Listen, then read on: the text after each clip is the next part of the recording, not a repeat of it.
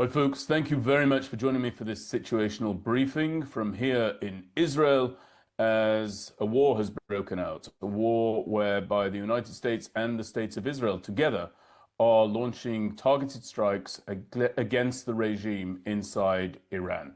I'm sitting here in my safe room, in my apartment, here on the coastline of Israel. And in case you're wondering, I'm here in a suit and tie because I'm doing a number of media hits with the United States of America, but I can assure you all of Israel is currently hunkered down within our safe rooms. And we're glad of that because unlike the Iranians who have decided to pursue terror against Israel, even at the expense of the safety of their own civilians, Israel has done the very opposite. Over many, many years, Israel has invested massively in what's called passive defense. So that means that our homes, the preponderance of them, are equipped with reinforced rooms, such as the one that I'm broadcasting from now, that many of our best shelters, especially down in the south, that have been rocketed by Hamas over the years, Hamas being, of course, a proxy of Iran, that many of those best shelters also serve as bomb shelters and rocket shelters. And as a consequence of that, we are able to sit tight for as long as is necessary so that Israel, together with America, is able to take this fight to this regime. Now, what's particularly important for you to know is that during the 12-day war, Israel and the United States made a very clear decision between themselves, which was that Israel was going to target the ballistic missile capabilities inside Iran. It was going to target some of the command and control structure inside Iran. It was also going to target, of course, the nuclear weapons program that the Iranians claim not to have, but everybody knows that they are pursuing very, very doggedly. But Israel and America also made a decision of what not to do back then, and that decision was not to target the regime for distraction. Now we're here, we are where we are, and it seems very, very clear that Israel and America have decided that actually that regime is 100% a regime with the sights of these two forces, the Americans and the Israelis, firmly trained upon it. It's believed that we have already targeted Khamenei. We are waiting to assess whether or not he's been eliminated, but according to much of the reporting, he has been targeted for that purpose. Also senior ranks of the IRGC, the president of Iran, and even the home of the former president of Iran, a true tyrant on the face of the earth, Ahmadinejad, if you remember that name from the past, his home has been destroyed during the course of this. And the reason for that is that during the 12-day war, Israel and America managed to gain air superiority over the skies of Iran. That was a regime unable to protect itself or its people. In addition, we have massively downgraded the dangers that are attendant Israel by way of Iran's proxy regime that's arrayed around our borders and elsewhere. Hezbollah took a terrible, terrible pasting at our hands during the course of this war post-October the 7th in southern Lebanon. Hamas has obviously been massively downgraded. And so now is the time, given that the Iranian regime will not and is not willing to abandon its nuclear weapons program or its program to massively increase the number of ballistic missiles that it can send to us. Now is the time to actually take advantage of our past achievements in order to avoid the future goals of this regime. And that's why I believe you're going to see Israel moving towards taking it out, rightly so. So when we look at Iran's retaliations thus far, as has been reported, again, it's very early days.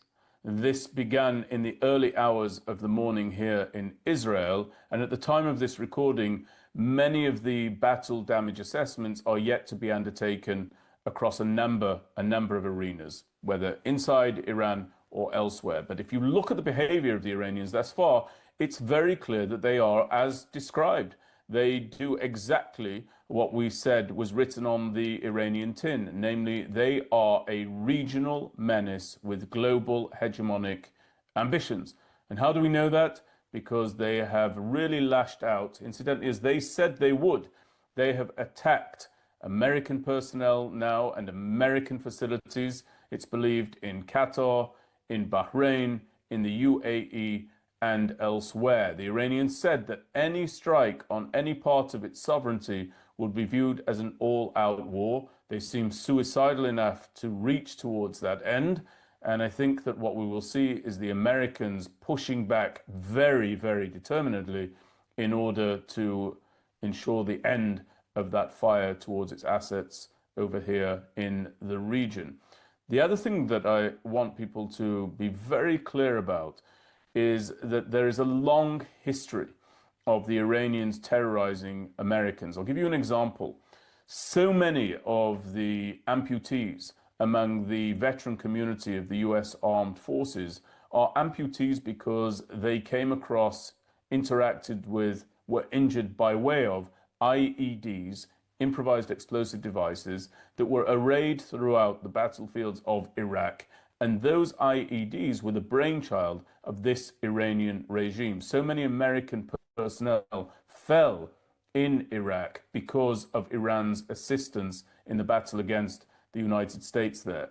Everyone should also keep in mind that Americans were murdered here in Israel on October the 7th. I believe 46 American citizens were murdered by Hamas, Hamas being a proxy of Iran. And of course, I believe that 12 American citizens were kidnapped into the Gaza Strip during that very same day. So the fight has been waged by Iran, not by Israel, not by America, and now, finally, America and Israel together are responding. And I think that we will see them prevail. And all of this comes down to a very simple question. Do we want to face Iran while it is armed only with conventional weapons, dangerous weapons, but conventional nonetheless?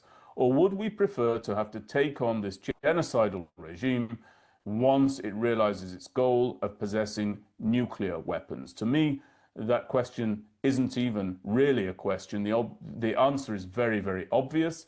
And I think that we should push on until the complete removal of this regime. There's an incredible level of coordination between the US administration and the government here in Israel, not just operationally, but also if you go and you analyze the statements of President Donald Trump expressing that this war is now in full force, and you compare his words to the words of Prime Minister Netanyahu in Hebrew from here in Jerusalem, you will notice that they make mention of one common element very, very, very clearly.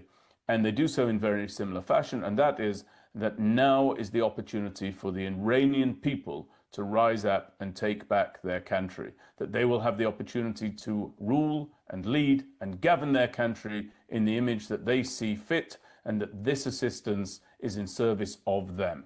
That's one thing that people should keep in mind.